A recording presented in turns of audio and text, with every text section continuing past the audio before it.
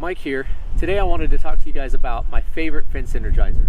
Now this energizer is made by a company called Pacton, but is sold and branded by Kincove.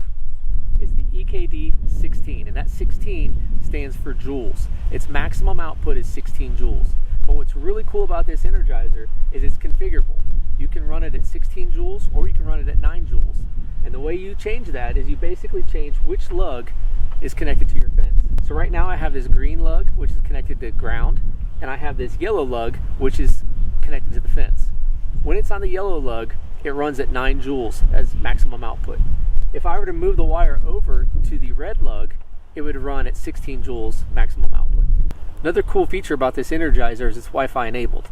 So once you connect it to your home's Wi-Fi, you can use the mobile app to turn the fence on and off, which is a very convenient feature if you leave the farm.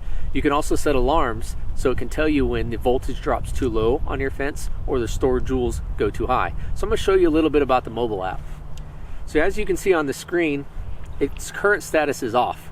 I can either hit the on button there or I can click on home, and now I get information about the energizer. You can see its model number, you can see its IP address, version number, you can see that it's currently off, and because it's off there is 0 volts and 0 stored joules. And the supply voltage through an extension cord and an adapter is at 24 volts. So now I'm going to turn the fence on.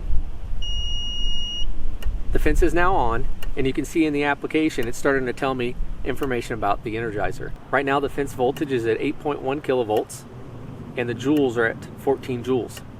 Now when you first start up the energizer, the stored joules is pretty high, and then as it senses that there's no load on the fence, the stored joules will drop.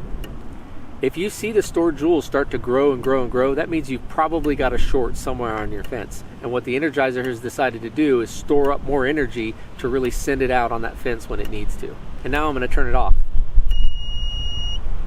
Next I'm going to go over into Edit Sites, click on the pencil, and here's where I can edit the site name, which is currently just set to home, but I also can configure those notifications I was telling you about.